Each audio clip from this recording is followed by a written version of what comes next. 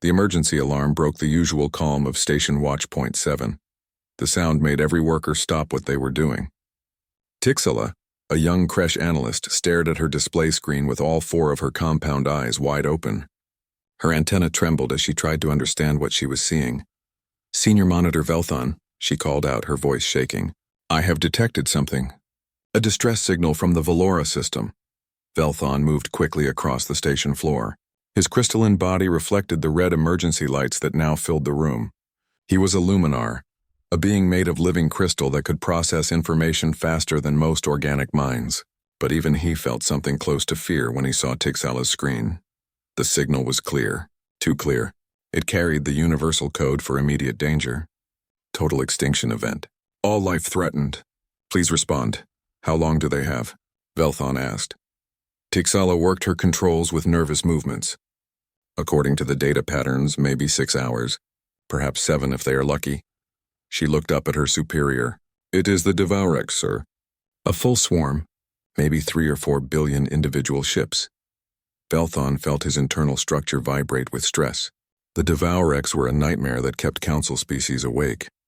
They were a hive mind species that consumed everything in their path. Planets, stations, ships, people. Everything became food for the endless swarm. They had destroyed 12 civilizations in the past 200 years. "Contact the Council immediately," Velthon ordered, "and calculate how long it would take our nearest fleet to reach Valora space." The answer came back within minutes, and it was not good. The Council's third defense fleet was 3 cycles away. Even if they started moving right now, they would arrive long after the Valora were dead and eaten. The Devourx would be gone, moving to their next target, leaving only empty worlds behind. The emergency session of the Galactic Council was chaotic. Representatives from 20 different species argued over channels of communication. Some wanted to send the fleet anyway, to hunt the Devourx after they left Valora space. Others insisted that protecting their own borders was more important. A few suggested they could do nothing at all. Ambassador Thelanara, a tall Zentari with skin like flowing water, tried to keep order. "The Valora people are our allies. They have been members of this council for 400 years. We cannot simply abandon them. What choice do we have?" demanded Council Member Rax, his scales turning dark blue with frustration. "Our fleets are positioned to protect the core worlds. If we move them now, we leave other systems exposed." "Then the Valora die," said another voice. 10 billion innocent beings gone because we were too slow and too scared." The arguing continued for another hour. Meanwhile, in the Valora system, cities burned under the Devourx assault. Tixala sat at her station, feeling helpless. She had been monitoring Council communications, hoping to hear that help was coming. Instead, she heard only debate and fear. Her people, the creche, valued logic above emotion, but watching an entire civilization face destruction while politicians talked made her feel something that logic could not explain. She looked at her secondary screen. It showed all military assets within range of the Valora system. The Council fleets were too far away. But there was one other option. One possibility that nobody had mentioned because it seemed too dangerous to consider. "Senior Monitor," Tixala said quietly, "there is another military force within range." Velthon turned to her. "What are you talking about?" "I checked all Council assets myself." "Not Council assets," Tixala replied. "Human assets. Their 3rd Expeditionary Fleet is conducting training exercises at the edge of Sector 7. They are only 2 hours away from Valora space." The entire station fell silent. Every being present understood what she was suggesting, and every being present knew why it was a terrible idea. The humans were new to the galactic community. They had only developed faster than light travel 80 years ago. They came from a planet called Earth, which was classified as a Class 12 death world. That meant it was one of the most dangerous planets in the known galaxy where intelligent life had evolved. High gravity, aggressive predators, extreme weather, disease, poison. The list went on and on. Most species that evolved on such worlds never developed space travel because they destroyed themselves first. Humans had not only survived their world, they had thrived on it, and that made them dangerous. The Galactic Council had placed humans under probationary status. They were allowed limited access to Council space and technology. They could trade in certain sectors, but they were watched carefully. Their military was considered primitive but worryingly aggressive. Council security reports called humans dangerously unpredictable and insufficiently civilized. Absolutely not, Velthon said firmly. The humans are not authorized for Council military operations. They have no training in joint operations. They do not understand our rules of engagement, and frankly, they scare most Council species. They also have warships within range of the Valora system, Tixala replied. She surprised herself with how strong her voice sounded. Ships that could arrive in time, maybe. You want us to ask the Deathworlders for help? Velthon's crystal body flashed with colors that showed his emotional state. Red for anger, blue for fear. Do you have any idea what they might do? Humans have proven themselves capable of extreme violence. We have reports of their training exercises. They practice tactics that would kill any normal crew. They accelerate their ships to speeds that should turn their bodies to liquid. They volunteer for missions with casualty rates above 70%. They are insane. They are also our only option, Tixala said. She brought up the tactical display. Look at this, sir. The Devourx will finish consuming the first Valora colony world in 3 hours. The second world will fall in 5 hours. The main homeworld, where 8 billion Valora live, will be attacked in 6 hours. Our fleet cannot arrive in time. Only the humans can. Velthon stared at the display. He ran probability calculations through his crystalline mind. Every scenario ended the same way. Without intervention, the Valora would die. All of them. Their art, their culture, their history. Gone. Consumed by the swarm. Contact Ambassador Thelnara, he finally said. Tell her we have a possible solution. And may the stars have mercy on us all. The message reached Earth's 3rd Expeditionary Fleet 40 minutes later. Admiral Sarah Chen was in her ready room aboard the UES Indomitable when the communication arrived. She read it twice, then called for her senior staff. Admiral Chen was 50 years old with gray hair and eyes that had seen combat on 3 different worlds.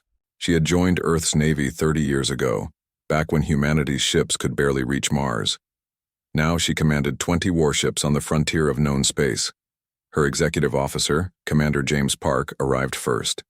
He looked at the message on the display, and his expression did not change. They want us to respond to a Devourx attack. Do we even know what the Devourx are? Computer has files on them, Chen replied. Hive mind, bioships. They eat everything organic and convert it to more ships. Basically space locusts with faster than light travel. She pulled up tactical data. And there are billions of them currently attacking a species called the Valora. Captain Elizabeth Okafor, commanding officer of the destroyer wing, entered the room. How far away? 2 hours at maximum speed, Chen answered. Which means we could actually get there in time to help, unlike the Council's fleets. What are our orders from Earth Command? Asked Commander Park. Admiral Chen smiled, but there was no humor in it. Earth Command is 12 hours away by communication lag. By the time we get orders, the Valora will be dead. She stood up and walked to the window looking out at the stars. So I am making the decision myself. We are going in. Admiral, Commander Park said carefully, we will be outnumbered by thousands to 1, maybe worse. This could be a suicide mission. Probably will be, Chen agreed. She turned to face her officers. But I did not join the Navy to watch civilizations die while I had the power to help. The Valora sent a distress signal. We received it. That means we respond. That is what we do. Captain Okafor nodded. My destroyers are ready, Admiral. Good. Chen activated the ship-wide communication system. All hands, this is Admiral Chen. We have received a distress signal from a species called the Valora. They are under attack by a hostile force and will be extinct in less than 6 hours. We are the only military force close enough to help them. She paused, letting that information sink in across all 20 ships of her fleet. I will not lie to you. The enemy outnumbers us by a huge amount. Many of us may not survive this battle. Earth Command has not authorized this mission. If you object to this decision, note it in your log, and you will face no consequences. But I am taking this fleet to help the Valora because it is the right thing to do. Because when someone calls for help, we answer. That is what it means to be human. She closed the channel and looked at her officers. Sound battle stations, navigation, plot a course to the Valora system, maximum speed. Engineering, I want every ship running hot. We are going to war. The UES Indomitable's engines flared bright blue as it accelerated. Behind it, 19 other human warships did the same. They formed up into attack formation and jumped to faster-than-light speed, racing toward a battle that would change the galaxy forever. On Station Watchpoint 7, Tixala watched the human fleet's transponder signals disappear as they entered FTL travel. She had done what she thought was right. But now, as the reality of what she had set in motion became clear, she felt afraid. The humans were coming, the Deathworlders were coming, and nobody knew if that was salvation or simply another kind of disaster. Velthon stood beside her, his crystal body pulsing with anxious energy. "What have we done?" he whispered. "The only thing we could," Tixala replied. "We gave the Valora a chance. In 2 hours they would find out if that chance was enough." The UES Indomitable dropped out of faster-than-light travel at the edge of Valora space. Admiral Sarah Chen stood on the bridge, her hands gripped tight on the railing. What she saw on the main display made her blood run cold. The Devourx swarm covered the view screen like a living nightmare. Billions of bioships moved together in patterns that looked almost beautiful if you did not know what they were doing. Each ship was organic, grown rather than built. They ranged in size from small fighters the size of cars to massive carriers as big as cities, and they were everywhere. "Tactical analysis," Chen ordered, her voice steady despite what she was seeing. Lieutenant Ramos worked his controls quickly. Confirmed presence of Devourx swarm. Initial count suggests 4 billion individual bioships. Mass ranges from 0.5 tons to 50 million tons. They are currently attacking 3 Valora colony worlds and moving toward the main homeworld. Commander Park pulled up closer views on the secondary screens. What they showed was horror. Valora cities were burning. The Valora themselves were a species that looked like large butterflies with 6 limbs. They were peaceful, artistic, and completely unprepared for this kind of attack. Evacuation ships tried to lift off from the planet surfaces, carrying refugees to safety. The Devourx swarmed over them like piranhas. The bioships tore the evacuation vessels apart in mid-flight. Chen could see thousands of Valora falling through the air. Their wings spread uselessly as they dropped to their deaths.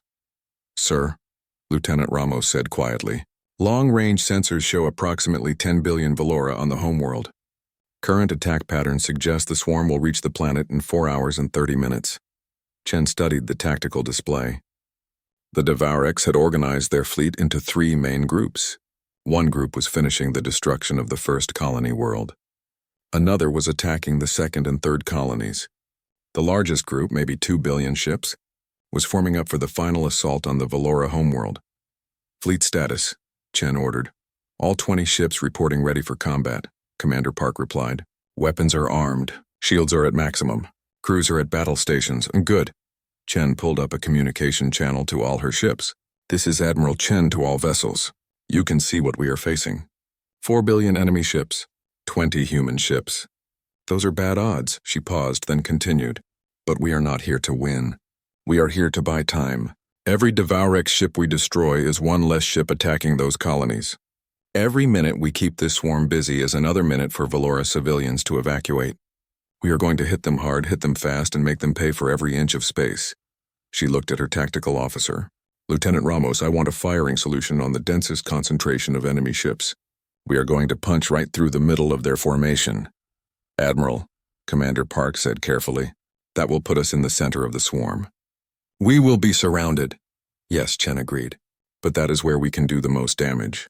Helm, bring us about. Full attack speed. All ships execute formation hammer."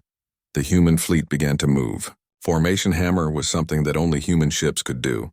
It required acceleration rates that would kill most alien species. The ships boosted to 3 gravities, then 4, then 5. Inside the vessels, human crews felt the crushing weight but stayed at their posts. Other species needed special chambers and drugs just to survive acceleration above 2 gravities. Humans trained in it. They built their ships around it. They used it as a weapon. The fleet accelerated to speeds that made the Devourx sensors struggle to track them. Then they hit the swarm like a hammer hitting glass. The UES Indomitable fired every weapon it had. Kinetic rail guns launched tungsten slugs at a fraction of light speed. Each slug hit with the force of a nuclear bomb. Missile pods opened and released hundreds of nuclear-tipped warheads. Point defense lasers created a web of death around the ship. The Devour-X bioships had never faced anything like this. Their organic armor could absorb laser fire and heal from conventional weapons, but nothing could heal from a direct hit by a kinetic slug moving at 30,000 kilometers per second. The bioships simply exploded. Their organic matter vaporized instantly. "Target destroyed," Lieutenant Ramos called out. "Another target destroyed. Multiple targets destroyed. Sir, we are cutting through them like they are made of paper." The other human ships followed the Indomitable into the swarm. The destroyers moved in coordinated pairs, covering each other. The frigates used their smaller size to dodge between the larger Devour-X carriers. The cruisers formed a defensive wall, their heavy weapons clearing space for the rest of the fleet. On the surface of Valora Prime, the main homeworld, millions of Valora looked up at the sky. They could see the battle happening in orbit. Bright flashes marked where ships died. The Valora had no real military. They had never needed one. Their civilization was built on art, philosophy, and peaceful trade. Now they could only watch and hope. A young Valora named Kestala stood with her family in one of the designated evacuation zones. She held her younger sibling close as they watched the sky. "Who is fighting up there?" she asked her parent. "I do not know," her parent replied. The council said help was too far away, but someone was fighting. And whoever they were giving the Valora hope. On the bridge of the Indomitable, Admiral Chen watched the tactical display with satisfaction. In the first 10 minutes of combat, the human fleet had destroyed over 50,000 Devour-X bioships. The swarm was reacting with confusion. They had never encountered resistance like this before. "They are trying to surround us," Commander Park reported. "Enemy ships are moving to cut off our exit vector." "Let them," Chen said. "All ships continue forward advance. Target the largest bioships first. I want their command structures disrupted." The battle continued. Human ships moved through the swarm like sharks through a school of fish. Their weapons never stopped firing. But the Devour-X had numbers on their side. Slowly, inevitably, they began to adapt. The bioships started coordinating their attacks. Instead of swarming randomly, they formed into organized groups. Hundreds of ships would focus fire on a single human vessel, their biological weapons eating through shields and armor. "Admiral, the destroyer UES Thermopylae is reporting critical damage," Lieutenant Ramos said. "They have lost main power. Life support is failing.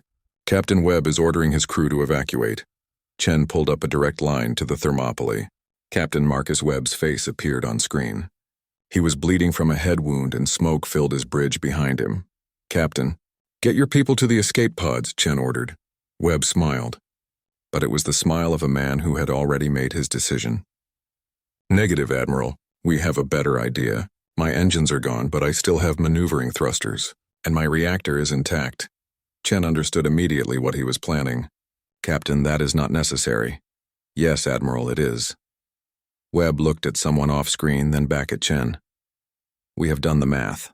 If we ram that hive carrier at full speed and detonate our reactor core, we can take out maybe 40 or 50,000 enemy ships. That is worth one destroyer." "Marcus," Chen said quietly, using his first name. "You have 300 people on that ship." "I know, Admiral, and every single one of them volunteered for this mission." Webb's expression became serious. "We knew what we signed up for. We came here to save the Valora. Let us do that." Chen wanted to order him to stand down, but she knew he was right. One destroyer with a dead engine was useless in this battle, but one destroyer used as a weapon could change everything. "You are a credit to the service, Captain," Chen said. "Godspeed," Webb saluted. "Tell Earth we bought them time." Then the communication cut off. The Thermopylae turned toward the largest concentration of Devour-X bioships. Its maneuvering thrusters fired, pushing it forward despite its damaged state. The crew worked frantically, redirecting power to the reactor, preparing for overload. The Devour-X tried to stop it. Hundreds of bioships swarmed the crippled destroyer, their weapons tearing into its hull. But the Thermopylae kept moving forward. Nothing would stop it now. Captain Webb stood on his bridge as alarms screamed and fires burned around him. He thought about Earth, about the green hills where he grew up, about his family who would never know how he died. Then he pressed the final button. The Thermopylae's reactor core went critical. For a brief moment, a new sun was born in the darkness of space. The explosion was so bright that Valora, watching from the planet's surface, had to shield their eyes. When the light faded, the Thermopylae was gone. And so were 43,000 Devour-X bioships. The shockwave from the explosion rippled through the swarm. Bioships tumbled out of control. The coordinated attack patterns fell apart as the Devour-X tried to understand what had just happened. "All ships, press the attack now," Chen ordered. "Do not give them time to recover." The human fleet surged forward. They poured fire into the confused swarm. Tens of thousands more Devour-X ships died in the next 5 minutes. But the swarm was learning. And slowly the Devour-X were coming back together. Their numbers were too great. For every bioship the humans destroyed, 1,000 more took its place, Admiral, Commander Park said. "We have lost 20% of our ammunition. Shields are down to 60% across the fleet. We cannot keep this pace up much longer." Chen knew he was right. But she also knew they had accomplished something important. They had disrupted the Devour-X attack on the colonies. They had bought the Valora time to evacuate. And they had shown the swarm that someone was willing to fight back. "How long until Council reinforcements arrive?" Chen asked. 2 hours and 40 minutes, Lieutenant Ramos replied. Chen did the math in her head. They needed to hold out for almost 3 more hours. Against 4 billion enemy ships. With ammunition running low and shields failing. "Then we fight for 3 more hours, she said simply. "All ships fall back to defensive formation. We are going to make them work for every kill, and we are going to save as many Valora as we possibly can." The human fleet regrouped and formed a defensive sphere around the third colony world. Valora evacuation ships lifted off under their protection, carrying millions of refugees to safety. The Devour-X tried to break through, but every approach vector was covered by human weapons. On the Indomitable's bridge, Admiral Chen watched her tactical display and counted the minutes. They had bought the Valora time. Now they just had to survive long enough for help to arrive. And in the darkness of space, the battle continued. Human ships and Devour-X bioships fighting in a dance of death. Fire and explosions lit up the void, and on the planet below, the Valora watched and hoped and prayed that anyone would survive to tell their story.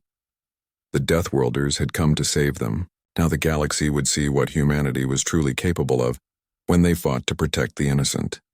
The battle had been going for 2 hours. Admiral Chen's fleet had lost 3 destroyers, 2 frigates, and 1 cruiser. The remaining ships were battered and low on ammunition. But they were still fighting, and more importantly, they were still winning. On Station Watch Point 7, Tixala and Velthon watched the battle through long-range sensors. They could not believe what they were seeing. The humans had charged directly into a swarm of 4 billion enemy ships and had somehow survived. More than survived. They had killed over 200,000 Devour-X bioships and saved millions of Valora civilians. "This is impossible," Velthon said, his crystal body flashing with colors of confusion. "No species fights like this. No crew can survive that level of acceleration. No military force would sacrifice themselves for aliens they have never met." "But they are doing it," Tixala replied. She pulled up detailed analysis of the human tactics. "Look at this. Their ships accelerate at rates that should kill the crew, but somehow their crews survive. Our medical scanners show human heart rates above 200 beats per minute for sustained periods. They are operating under stress levels that would shut down any council species." Velthon studied the data. "It is their death world evolution. Humans evolved on a planet where everything tried to kill them. Their bodies adapted to survive extreme conditions. High stress, high pain. They can push through damage that would incapacitate us." "It is not just physical," Tixala observed. "Watch their behavior patterns. That destroyer captain who sacrificed his ship. He knew he was going to die. His crew knew they were going to die. And they did it anyway. What kind of species does that?" "A terrifying one," Velthon said quietly. The Galactic Council was watching the same data feeds. The emergency session had reconvened, but now nobody was arguing. They were all watching in shocked silence as 20 human ships held off an entire Devour-X swarm. Ambassador Thelnara spoke first. "We need to send them support immediately. They cannot hold out much longer." "Our third fleet is still an hour away," Council Member Rax replied. "But I am authorizing them to maximum speed. The humans have earned our assistance." "They have earned more than that," another council member said. "They have earned our respect." On the indomitable, Admiral Chen was about to give an order that would change the nature of the battle entirely. She had been holding back one of humanity's most effective weapons. But now, with the situation becoming desperate, it was time to use it. "Commander Park, prepare to deploy the Marines," she said. Park looked at her with surprise. "Admiral, boarding actions against Deathworlder bioships. That is incredibly dangerous." "Everything about this mission is dangerous," Chen replied. "But we need to slow down the swarm's ability to coordinate. That means destroying their larger command ships from the inside. Prepare drop pods. Full combat deployment." Throughout the fleet, human Marines received their orders. They had been waiting for this moment. While the Navy fought ship to ship, the Marines would take the war directly to the enemy. Gunnery Sergeant Rita Okonkwo checked her squad's equipment one final time. She was a tall woman with dark skin and eyes that had seen combat on 4 different worlds. Her Marines were the best humanity could produce. They had trained in zero-gravity combat, hostile environment warfare, and close-quarters battle against impossible odds. "Listen up," she told her squad over their communication network. "We are going into those bioships and we are going to plant antimatter charges on their command centers. It will be dark, hostile, and the enemy will be trying to kill us every second. So basically Tuesday." A few of her Marines laughed nervously. They were scared. But they were also ready. "Drop pods launching in 60 seconds, the announcement came over the ship's communication system. "Marines, secure for launch." Sergeant Okonkwo sealed her combat armor and connected to the squad network. Her armor was a marvel of human engineering. It could survive vacuum, protect against most weapons, and enhance her strength by a factor of 5. It also had enough medical systems to keep her alive through injuries that would kill an unarmored human.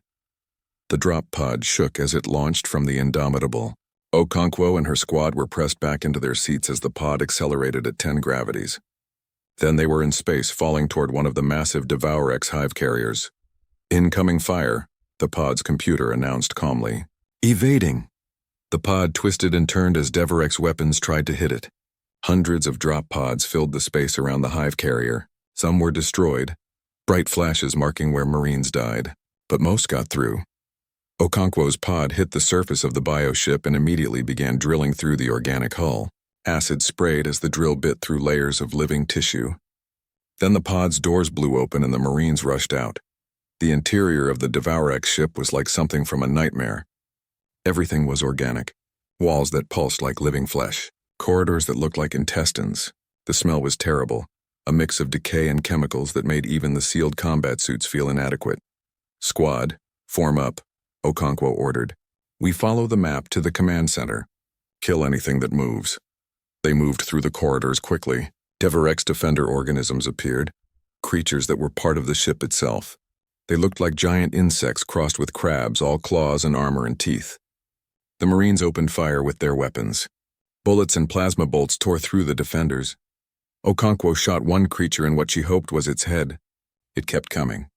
She shot it again, it fell. "These things do not die easy," she said over the squad network. "Nothing worth killing ever does," replied Corporal Martinez, shooting down 2 more defenders with his heavy plasma rifle. They fought their way deeper into the bioship. Okonkwo's suit was taking damage. Claws scraped across her armor. Acid sprayed from dying defenders, eating into the protective layers. Her suit's medical system reported 3 cracked ribs and a dislocated shoulder.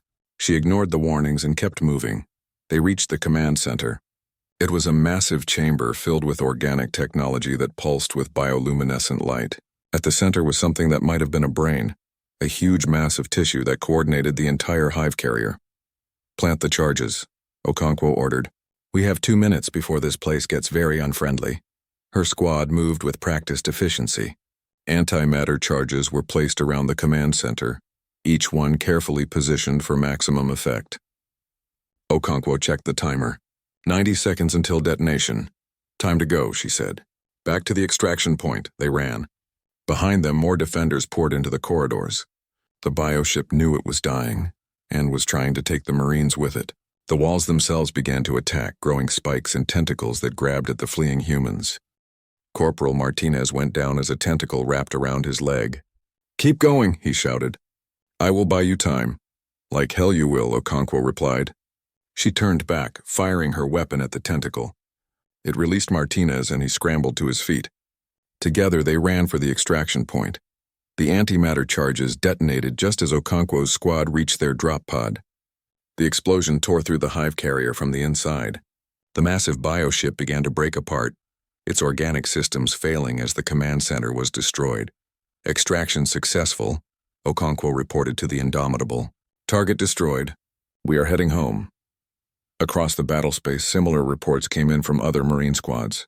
Dozens of Devour-X hive carriers were dying from the inside, destroyed by human boarding parties.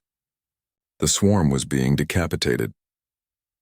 On Station Watchpoint 7, Velthon watched the tactical displays with something close to horror.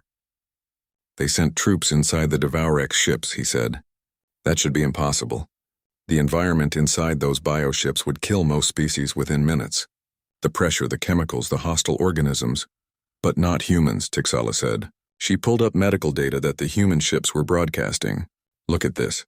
One of their Marines is still fighting with 3 broken ribs, a punctured lung, and severe lacerations. Her medical system says she should be unconscious. But she is still giving orders and leading her squad. Velthon felt something that his species rarely experienced. Fear. Not fear of the Devour-X, but fear of what humanity represented. These were beings who simply refused to quit. They pushed through pain, through injury, through impossible odds. They did not break. What have we unleashed? Velthon whispered. On the Valora homeworld, the evacuation was going better than anyone had hoped. Millions of Valora were being loaded onto ships and transported to safety. The human fleet's defensive formation was holding, buying precious time for the civilians to escape. But the Devour-X were not giving up. The Queen Mind, the central intelligence controlling the entire swarm, was focusing more and more resources on destroying the human fleet. She could not understand these strange creatures who fought with such determination. Every time her forces adapted to human tactics, the humans changed their tactics. Every time she thought she had them surrounded, they found a way to break free. The Queen Mind had consumed hundreds of civilizations. None had fought like this. These humans were different, dangerous, and they were costing her more bioships than she had lost in the past 10 years combined. She made a decision. She would show these humans what true horror looked like. She would break them psychologically since she could not break them militarily. The Queen Mind ordered her forces to broadcast a signal on all frequencies. The signal showed captured human prisoners from an earlier skirmish. The humans were being slowly consumed, their bodies broken down into organic matter to fuel more bioships. The Queen Mind expected the human fleet to surrender when they saw this. Instead, she triggered something far worse. Admiral Chen watched the broadcast. Her face became very still. Around the bridge, her crew's expressions hardened into something cold and terrible. The Devour-X had made a fatal mistake. They had given humanity a reason to be truly angry. All ships, Chen said, her voice like ice. We are going to weapons free. Authorization Chen Delta 7. Release all limiters. Deploy restricted munitions. We end this. Now. Throughout the human fleet, weapons that had been kept locked down were now activated. Cluster munitions banned by most civilized species. Plasma incendiaries that burned through organic matter like paper. Biological agents specifically engineered to target Devour-X metabolism. The human fleet stopped holding back. They stopped trying to be civilized. They showed the Devour-X what a true Deathworld species could do when you made them angry. The destruction was terrible and efficient. Entire sections of the swarm simply disappeared under the human assault. Bioships that had survived conventional weapons melted under plasma fire. The biological agents spread through the swarm like plague, killing thousands of ships per minute. On the Indomitable, Lieutenant Ramos watched his tactical display with wide eyes. Admiral, we have destroyed 500,000 enemy ships in the last 10 minutes. The swarm is breaking formation. They are retreating. No, Chen said firmly. They do not get to retreat. Not after what they did. All ships pursue and destroy. We chase them until they leave this system, or until they are all dead. The human fleet surged forward, hunting the Devour-X with determination. This was no longer just about saving the Valora. This had become personal, and across the galaxy anyone watching the battle understood a new truth. Humanity would fight for strangers. They would sacrifice for innocence. They would hold impossible lines and face overwhelming odds. But if you harmed their own, if you made them truly angry, then nothing in the universe would save you from their wrath. Because humans were not just Deathworlders. They were guardians who would protect the innocent and destroy those who threatened them. The Devourx were learning this lesson. And it would be the last lesson they ever learned. The queen mind of the Devourx swarm floated in her massive bio-dreadnought at the center of the remaining fleet. She was an intelligence that had existed for 3,000 years, consuming civilizations and growing stronger with each victory. She had faced desperate resistance before. Every species fought when faced with extinction. But they all broke eventually, except these humans. The queen mind reviewed the battle data with her vast consciousness. She had started with 4 billion bioships. Now she had less than 3 billion. In just 3 hours, the humans had destroyed over 1 billion of her fleet. That was unacceptable. Impossible. No species of only 20 ships should be capable of such destruction. She analyzed the human combat patterns. Their tactics were efficient but not particularly sophisticated. What made them dangerous was their refusal to accept defeat. They took damage that should destroy them and kept fighting. They lost ships and kept advancing. They faced impossible odds and acted like they had already won. The queen mind could not understand it. Her species had evolved as a collective consciousness. Individual organisms meant nothing. Only the swarm mattered. But these humans seemed to value individual life. Yet they threw those lives away without hesitation when needed. It was a contradiction that made no logical sense. She had tried to break them psychologically by showing them their captured comrades being consumed. That tactic had worked on 70% of species. Instead, it had made the humans fight harder. They had released weapons that were clearly designed to cause maximum suffering, weapons that most civilized species would never use. The queen mind made a decision. These humans were too dangerous to leave alive. Even if she lost half her fleet, she would destroy them completely. No survivors, no mercy. The swarm would consume every human ship and every human body. Then she would track their homeworld and consume that too. She sent new commands through her psychic network. The entire swarm, all 3 billion remaining bioships, would focus on a single target, the largest human vessel, the one transmitting command signals. If she could destroy that ship and kill the human leader, the rest would fall apart. On the Indomitable, Lieutenant Ramos saw the swarm movements change. Admiral, they are reforming. All enemy ships are moving to converge on our position. Admiral Chen studied the tactical display. The Devourx were bringing everything they had left. 3 billion bioships all focusing on her fleet, specifically focusing on her ship. They are going for a decapitation strike, Commander Park observed. If they take out the Indomitable, they think our coordination will collapse. Chen smiled grimly. Then we will have to disappoint them. How long until Council reinforcements arrive? 45 minutes, Ramos replied. And how much ammunition do we have left? 20% for kinetic weapons, 30% for missiles, 40% for energy weapons. Chen did the math quickly. Not enough to hold off 3 billion ships for 45 minutes. Not even close. They needed a new strategy. Something the Devourx would not expect. Get me a secure channel to the stealth ship, Chen ordered. And somebody find me the location of the Devourx command ship. The UES Shadow of Midnight was humanity's most advanced stealth vessel. It was small, fast, and almost invisible to most sensors. Its commander, James Torres, had been waiting for orders while the rest of the fleet fought. Stealth ships did not participate in direct combat. They had a different purpose. Shadow of Midnight, this is Admiral Chen, came the transmission. I need you to do something extremely dangerous and probably impossible. Torres grinned inside his helmet. Those are my favorite kind of missions, Admiral. What do you need? We have located the Devourx Queen Mind's bio-dreadnought. I need you to get inside that ship and kill her. Without their central intelligence, the swarm will collapse. Torres looked at his tactical officer, Lieutenant Sarah Kim. She pulled up the data on the bio-dreadnought. It was enormous, maybe 50 kilometers long, and it was surrounded by thousands of defensive bioships. Getting close to it would be nearly impossible. Getting inside would be suicide. Can you give us a distraction? Torres asked. The entire fleet will move to engage the main swarm, Chen replied. That should pull most of their defenses away from the bio-dreadnought. But you will only have a short window. Understood, Admiral. Shadow of Midnight is moving into position. The stealth ship began to slowly approach the bio-dreadnought. It moved carefully, using the debris from destroyed ships as cover. Its hull was coated with materials that absorbed sensor beams. Its engines ran cold to minimize thermal signature. To the Devorex, it was invisible. Meanwhile, Admiral Chen prepared her fleet for what might be their last battle. All ships, we are going to draw the swarm away from the bio-dreadnought. That means going deeper into their formation. That means accepting more damage. But if we do not succeed, the Valora die and we die. So we are going to succeed. The human fleet moved forward to meet the approaching swarm. The Devorex crashed into them like a tidal wave. Bioships by the millions surrounded the human vessels.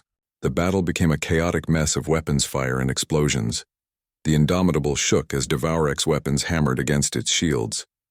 Sections of the ship vented atmosphere. Crew members died at their stations, but the ship kept fighting.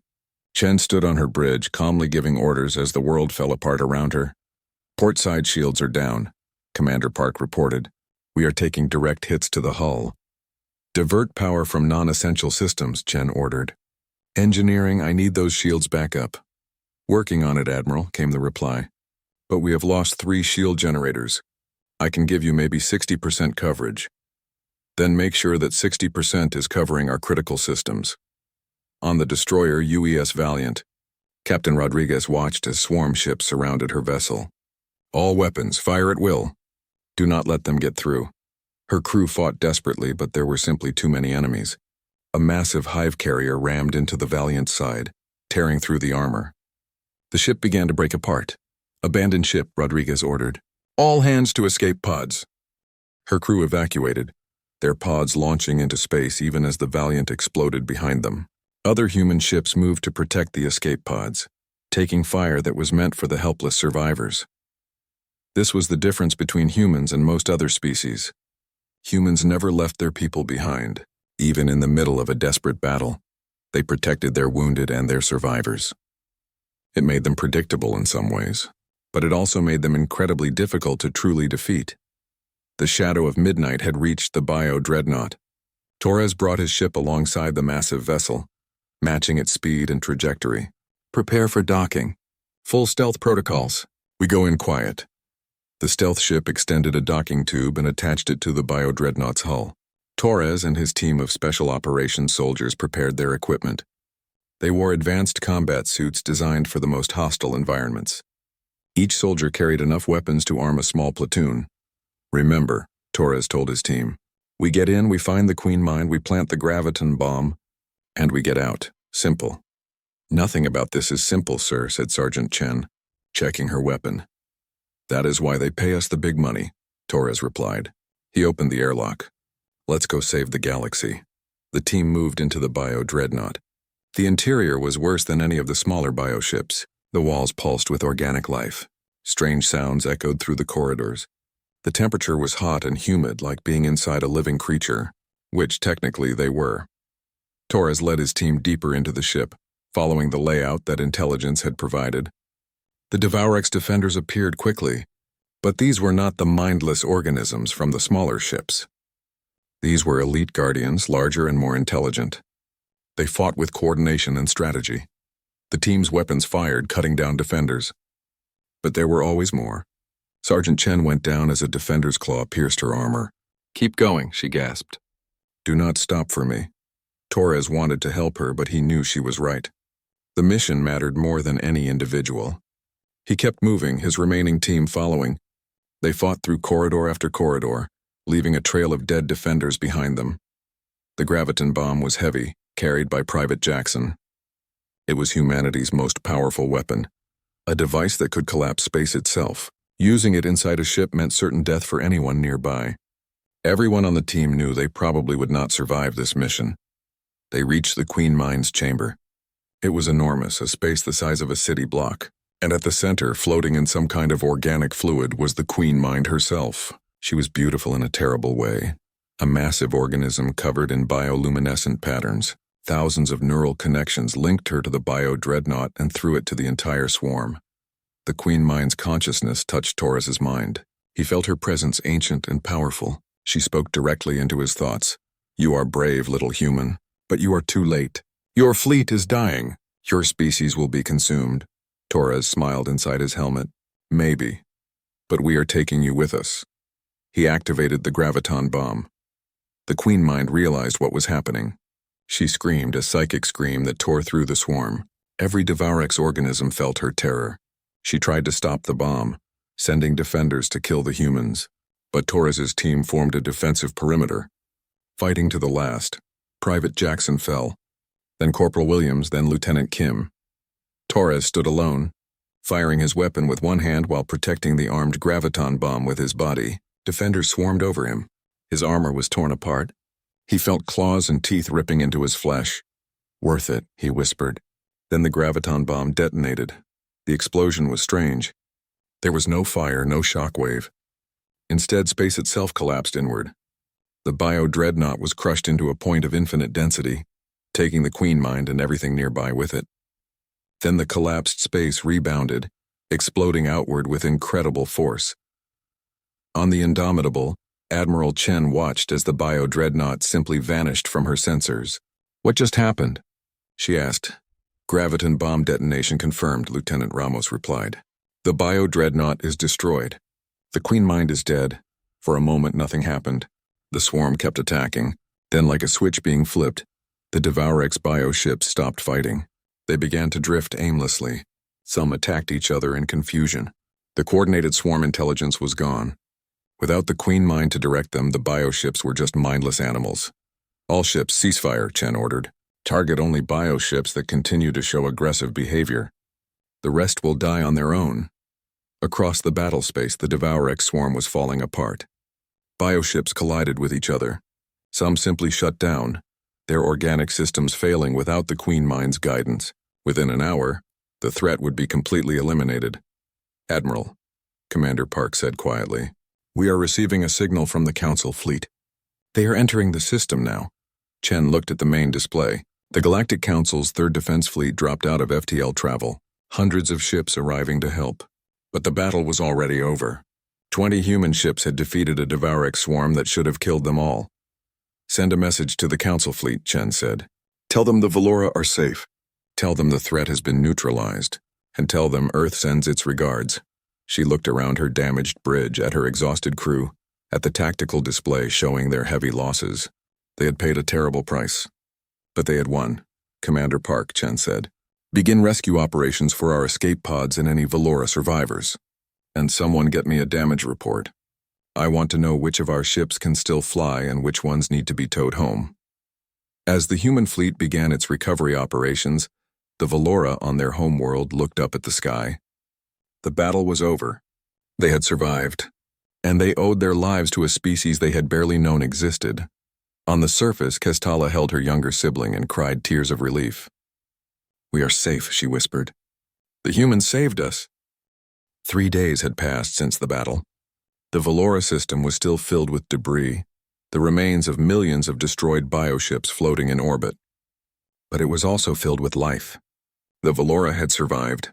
8 billion beings who should have been extinct were alive because 20 human ships had answered their distress call.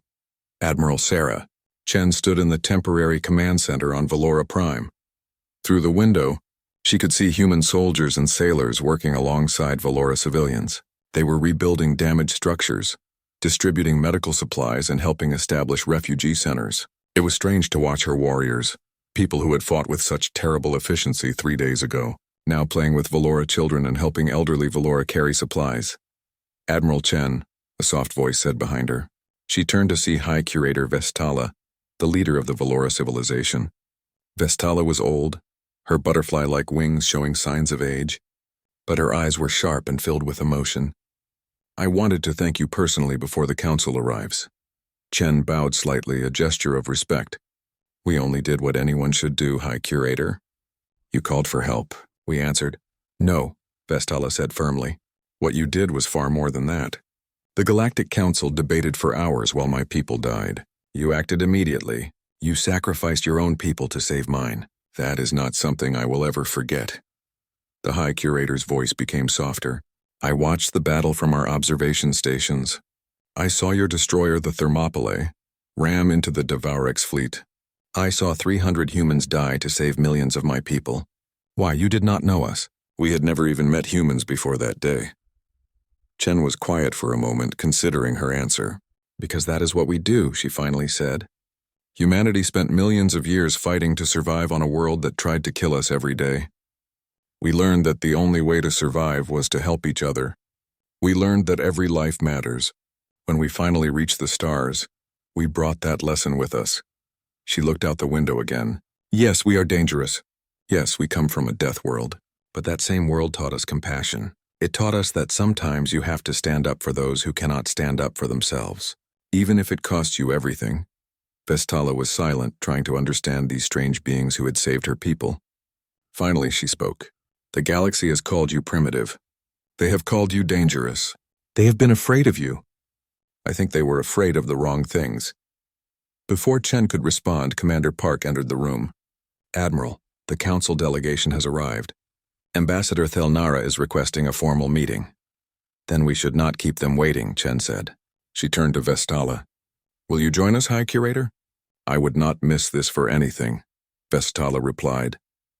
The meeting took place in the Valora Government Center, one of the few buildings that had survived the Devourex attack intact. Ambassador Thelnara led the council delegation. With her were representatives from a dozen different species, including Velthon and Tixala from Station Watchpoint 7. Thelnara was a skilled diplomat who had negotiated peace treaties and trade agreements across the galaxy. But as she looked at Admiral Chen, she found herself uncertain how to begin. How did you thank someone who had done the impossible? Admiral Chen, Thelnara started. The Galactic Council has asked me to express their deepest gratitude for your actions. You and your fleet saved an entire civilization from extinction. We are in your debt. We did our duty, Chen replied simply. Nothing more. No. Velthon spoke up, his crystal body flashing with intense colors. You did far more than duty. I watched that battle, Admiral. I watched you fight against impossible odds. I watched your people sacrifice themselves. I watched tactics that should not work but somehow did. I need to understand how. Chen smiled slightly. How did we win? Or how did we survive? Both, Velthon said. You were outnumbered 200 million to 1. You should have been destroyed in the first 10 minutes. Instead, you destroyed over 1 billion enemy ships and survived long enough for our fleet to arrive. That should be impossible. Chen walked to the window and looked out at her people working with the Valora. We won because we refused to lose. We survived because we come from a world that taught us how to endure. You want to know the secret of humanity? We are stubborn. We do not know when to quit. And we fight hardest when we are protecting others. She turned back to face the council delegation. You call us Deathworlders like it is something to be afraid of. Maybe you are right to be afraid. We are dangerous. We evolved in the environment that would kill most species in days. We learned to fight, to endure pain, to push through injuries that would stop anyone else. But we also learned something else. We learned that survival means cooperation. We learned that protecting the weak makes everyone stronger. We learned that sometimes you have to sacrifice for the greater good. Tixala, who had been quiet until now, spoke up. We have studied your species since this battle. Your medical files show injuries that should have killed your people. Broken bones, punctured organs, severe blood loss. Yet they kept fighting. How is that possible? Pain is just information, Chen said. It tells you something is wrong, but it does not have to stop you. Humans are very good at ignoring pain when we need to. We call it pushing through. Every human child learns to do it. Fall down, get back up. Get hurt, keep going. It is how we survived on Earth. It is how we survive everywhere. Ambassador Thelnara looked troubled. Admiral, I must be honest with you. Many council species are afraid of humanity. After watching this battle, they are more afraid than ever. They see beings who can fight through injuries that would kill them, who can endure acceleration that would liquefy their bodies, who throw themselves at impossible odds and somehow win. They fear what you might do if you ever turned that capability against the council. Chen's expression became serious. Then they do not understand us at all. Yes, we are capable of great violence, but we are also capable of great compassion. Look out that window, Ambassador. See my Marines? 3 days ago, they were fighting for their lives. Today, they are helping Valora children build shelters. That is humanity. We fight when we must, but we help when we can. She stepped closer to the council delegation. Earth does not want to conquer the galaxy. We do not want to dominate other species. We want to be part of something larger than ourselves. We want to help protect the innocent. We want to be the ones who answer when someone calls for help. That is why we came to Valora. That is why we will always come. High Curator Vestala stepped forward. If I may speak, she said. The council can debate humanity's nature all they want. I know what they are. 3 days ago, I watched my civilization face extinction. I watched billions of my people prepare to die. Then the humans came. They came without hesitation, without asking for payment, without demanding anything in return. They fought for us. They died for us. And they saved us. Her voice became stronger. The Council calls them primitive Deathworlders. I call them heroes. The galaxy can fear them if it chooses. I will be grateful to them for the rest of my life. There was silence in the room. Finally, Ambassador Thelnara spoke. The Council has made a decision. After witnessing your actions here, we are prepared to offer humanity full membership in the Galactic Council. No more probationary status. Full rights and responsibilities. We are also proposing something called the Chen Doctrine. The Chen Doctrine? Admiral Chen asked. Named after you, Thelnar explained. It is a new military alliance. Humanity will become the Council's rapid response force. When a member species faces imminent danger, Earth's military will be authorized to respond immediately, without waiting for Council debate or approval. You will have full authority to act in defense of any Council species under attack. Thelnara paused. In exchange, the Council will provide Earth with advanced technology, trade rights, and full diplomatic status. We will also establish training programs where Council species can learn from human military doctrine.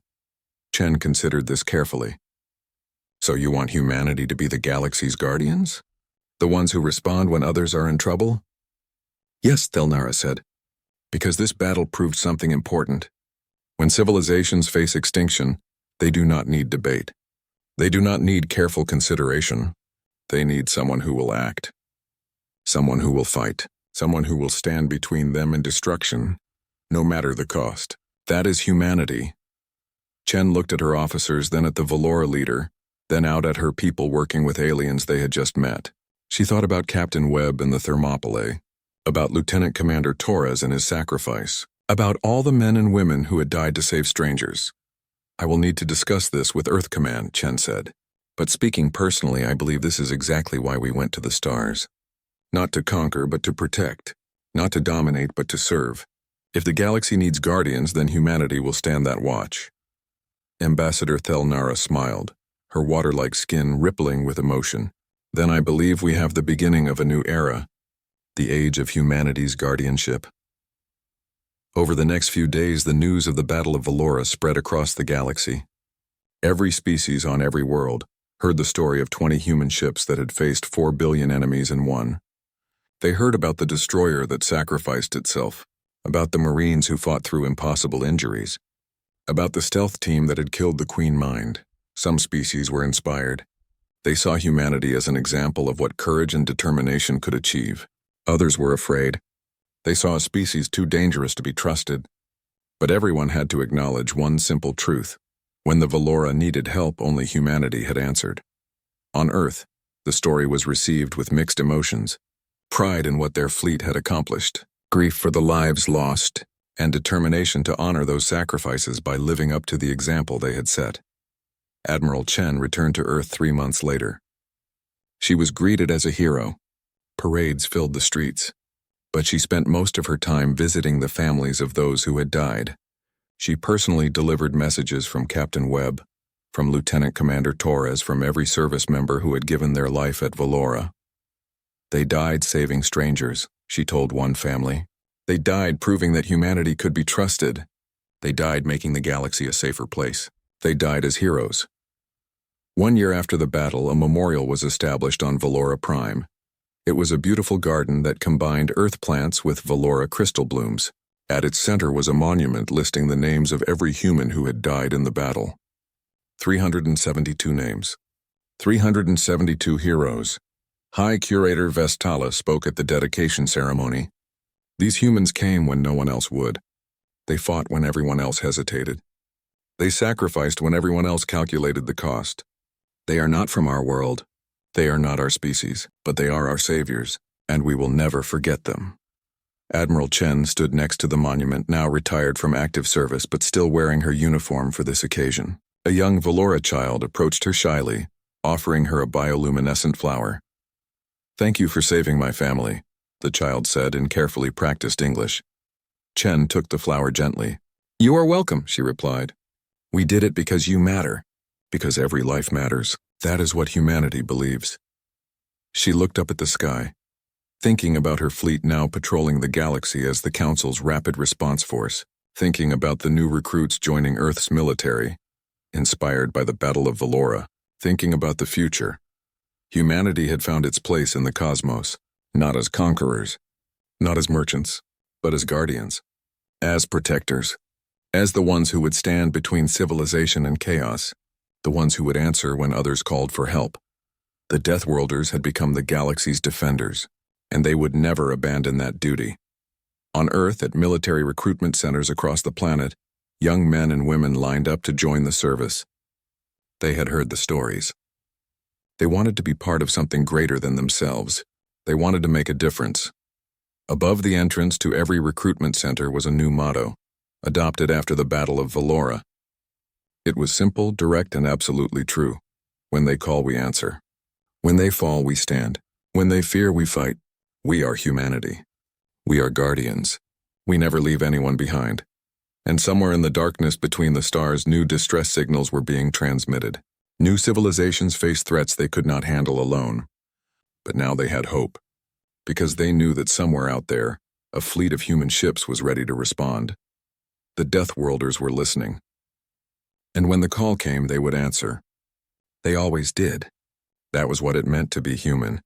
That was what it meant to be guardians of the galaxy. The age of humanity's guardianship had begun, and the galaxy would never be the same.